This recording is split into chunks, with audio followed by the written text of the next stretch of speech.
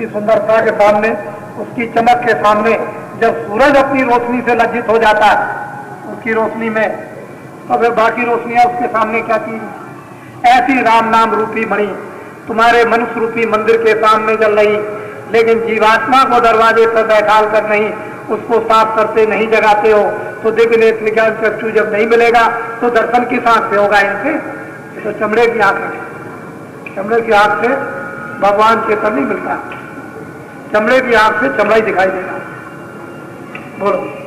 कोई तीरथ कोई बरतन जूझे, जो तीरथ करना चाहिए था, जिसलिए तीरथ में जाते थे कि हम निर्मल हो जाएंगे, स्नान करेंगे, पवित्र हो जाएंगे, वो तो आपने तीरथ किया नहीं। और जो व्रत करना चाहिए था कि मनुष्य रूपी मकान में अब की बार मरने के पहले भगवान को प्राप्त कर लूंगा, ये आपका व्रत हो गया। जीवात्मा को जन्म मरण से 84 नरकों से छुड़ा लूंगा, ये व्रत होना चाहिए था, ये तो आपने व्रत किया नहीं। और दिन भर व्रत रहे और शाम को वो गरिष्ठ सिंगाड़े का हलवा बना के 4 और 5 जब खाया तो रात को नींद नहीं आती और बीमारी और बुला दी व्रत करने के बाद। अरे व्रत करना था तो उस दिन भजन करते, कुछ नहीं खाते, फिर सुबह आकर के थोड़ा हल्का खाते, दिन में फिर मतलब भोजन, लेकिन अब दिन में व्रत रहे, शाम को तो आपने खूब, अब जन्माष्टमी कल आ रही, अब देखिए क्या क्या खाएंगे वो तो आपको मालूम। कहने को तो ये कहते हैं कि मैं अनाज भी खाता हूँ और मैं तो फलार करता हूँ, फलार में कितना खाते हैं तो उन्हीं को पता है, तो उन्हीं को मालूम है। लेकिन ये धोखा, ये भी फंस गए तीरथ में, जहाँ जाना था स्नान करने के लिए वो भी आप फंस गए, वो भी तीरथ नहीं जाना, किस तीरथ में स्नान करते हैं। मतलब और उद्देश्य तो सबका एक था, लेकिन शब्द फंसने के अलग, निकलने के अलग। एक शब्द में फंस गए, एक शब्द में निकल जाओगे।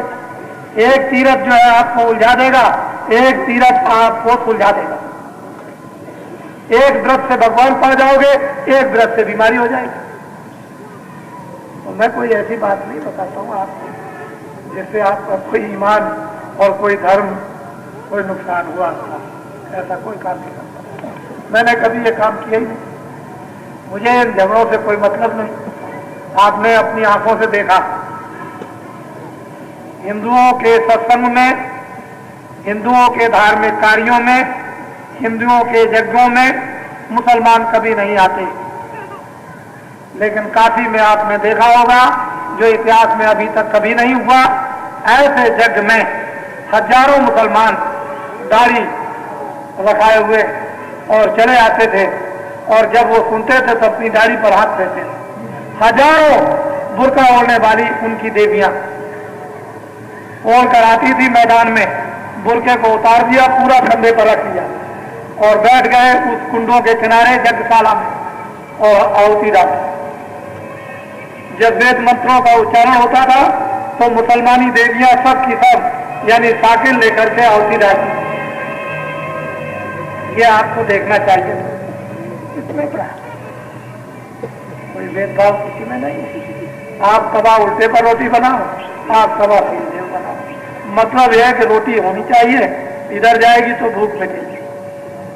आप उल्टे हाथ दो, आप सीधे हाथ दो, मतलब उसका हाथ धोने का। आप बालू से हाथ धो, जब पानी नहीं मिला तो बालू से हाथ धो लो, और पानी ज्यादा रहे तो पानी से धो, लेकिन लकीर के फकीर मत बनो कि पानी रहे तो टट्टी गए हाथ भी नहीं धोए। ऐसा काम जो मतलब महात्माओं का समय के अनुकूल था उसको तो आपने अपनाया नहीं, समय के अनुकूल आदेश से उसको पकड़े नहीं और लकीर के फकीर बन गए। उल्टे मुसलमान हो गए, उल्टे हिंदू हो गए, उल्टे ईसाई हो गए। यह सब भूले भटका खा, उन्होंने कह दिया ये सब के सब भूले और भटका खाएंगे, जन्मेंगे मरेंगे और 84 नरकों में जाएंगे, और चारों जुग बीत जाएंगे तब भी नरकों 84 से निकल गए। ये मानव शरीर उस भगवान के भजन के लिए नहीं मिलेगा, ये भटकेंगे ऐसे, इनको कोई नहीं सकता। बोलो। कोई नहीं लगी भूल मिटाने, क्या पंडित क्या देख वो कहते हैं कौन इनकी भूल मिटाए, गीता रामायण वेदों शास्त्रों में तो अक्षर लिखे हुए हो तो बोलते नहीं है, उत्तर प्रति उत्तर तो देते नहीं है कि आपने उसको पढ़ा और उन्होंने समझा दिया।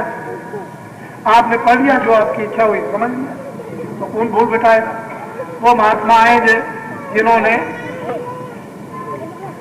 पहले से उस तत्व का बोध करके गीता बाद में लिखी। जब उस तत्व का बोध होगा तो बाद में गीता समझाई जाएगी, बाद में रामायण बताई जाएगी, लेकिन पहले न गीता लिख सकते हो न समझा सकते। तो भूल कौन मिटाए? इनकी कोई भूल नहीं मिटा सकता। इस दुनिया में चाहे जहां क्या पंडित, क्या ज्ञानी, क्या भेद, सब घूमते भटकते रहे, कुछ नहीं। पढ़ना लिखना शास्त्री, यह तो बात पहल, काम दयन मन बसकरन गगन चरण मुश्किल। पढ़ना लिखना ये तो एक चतुरता की बात, कोई भी पढ़ लिख सकता है, उससे क्या होता है। लेकिन काम क्रोध लोभ मोह अहंकार, इसको बस में करना, योग की साधना का मार्ग जानना और फिर अपनी गंदगी को धोना और जीवात्मा को भगवान की सत्ता के साथ नाम के साथ जोड़ना, ये नहीं। यह सब बातें काल की बात, काल की बस्ती। जो कर्म करोगे उसकी सजा मिलेगी। उसके लिए 4 खाने 84 लाख योनियां, उनमें सजा आपको भोगनी पड़ेगी। जो भी कर्म करोगे छूट नहीं सकते हो, काल की बस्ती। ये कोई रिश्वत का मामला तो नहीं है कि रिश्वत दे दी और छूट गए। वहां तो ज्यों का त्यों है, जो किया है उसको भोग। तो काल की बस्ती है, इसमें जो कर्म करोगे वो आपको भोगना पड़ेगा। इसलिए उन्हीं कामों को करो जिन कामों से मनुष्य शरीर से ना हाथ धोए, फिर दोबारा शरीर मिले तो भगवान का भजन करें, नहीं तो निवृत्त हो जाए, नहीं तो जीवात्मा को 84 नरकों से बचा ले, जन्म मरण की पीड़ा से बचा ले। इतना तो काम आपको करना चाहिए, लेकिन कुछ लोगों में लगा देते। ये जो बर्बाद करते हैं आपके मन को, आपकी बुद्धि को, आपके चित्त को, आंख और कानों को, आपके हाव भाव को, ये सलीमा जिसमें आपके बच्चे बच्चियां ये देख देख करके बर्बाद हो गए। ये सब बर्बादी के रास्ते हैं। इनमें से कोई भी रास्ता चरित्र बनाने का नहीं, सदाचार का नहीं, सत्यता का नहीं, प्रेम का नहीं, सेवा का नहीं, सम्मान का नहीं, आदर का नहीं। ये सब बर्बादी के खुले हुए रास्ते। न माँ बाप बच्चों को रोक सकते हैं, न बच्चे रोक सकते हैं। जब माँ बाप की आदत खराब होगी तो बच्चों की भी आदत खराब हो जाएगी। बच्चे बिगड़ जाएंगे, संतान होगी वो भी बिगड़ जाएगी। तो आपको अपनी पीढ़ी और आगे आने वाली पीढ़ी को भी पहचाना। ऐसा रास्ता मत बनाओ कि खुद भी रो, दूसरों को भी रुला दो और आगे लोग आने वाले भी रोए। ऐसे रास्ते को लोग हमेशा धिक्कारते, ऐसे आपको धिक्कारेंगे। वो आदमी कैसे थे, वो मनुष्य कैसे थे, वो इंसान कैसे थे, वो माता पिता कैसे थे, वो बुजुर्ग कैसे थे जिन्होंने ये काम किया। उन्होंने कुछ सोचा नहीं कि रामायण थी, गीता थी, भागवत थे, वेद थे, पुराण थे, मंदिर थे, मस्जिद थी। अरे जरा सा भी उनको ये ज्ञान नहीं हुआ कि कुछ हमारे लिए भी सोचते, कुछ नहीं। ये रास्ते खुल गए, इसमें लोग पीने लगे शराब। शराब के पीने का असर देश में ये हुआ कि 10 रुपए कमाओगे रोज, 50 रुपए रोज शराब में पियोगे, लाओगे कहाँ? आखिर तो बर्तन बेचना पड़ेगा, कपड़े बेचने पड़ेंगे, मकान जायदाद बेचनी पड़ेगी। 100 रुपए रोज कमाओगे, 2 से खर्च करोगे, लाओगे कहाँ? ये सब बर्बादी के रास्ते। गाली गलौज करोगे मोहल्ले वालों को, बच्चों को मारोगे, ईमान खराब करोगे और पल पर झूठ बोलोगे, धोखा दोगे, वादा खिलाफी करोगे। आज देश में यही हो रहा है, ऊपर से लेकर नीचे तक हो रहा कि एक एक मिनट में झूठ बोलते हैं, दूसरों को धोखा देते हैं। उसका असर यह है खान पान। पहले हम लोगों को सिखाया जाता था खान पान को कैसे रखना, ठीक बुरा खान पान क्या, अच्छा क्या बताया गया। बच्चों को माँ बाप अच्छी अच्छी वीर धर्मात्मा दानी पुरुषों की कहानियां सुनाकर उनके अंदर भर देते थे। फिर ऐसा संग दोष लगा देते थे जिसमें चरित्रमान सदाचारी अपनी आयु को 25 साल तक साथ करके रखें। बाकी फिर जिम्मेदारियां सौंप दी। फिर जिम्मेदारियों की शर्म से, हया से फिर बुरे रास्ते पर नहीं जाते थे, फिर अपने कर्तव्यों का पूरा काम करते थे। ऐसी व्यवस्थाएं बनी हुई थी हमारी समाजों में, घरों में। ऋषियों मुनियों ने, अच्छे पुरुषों ने बना के रखी थी। उन सब को तोड़ दिया, उन सब को नष्ट कर दिया। अब क्या हो रहा? अब फिर धुन धुन पछताओगे।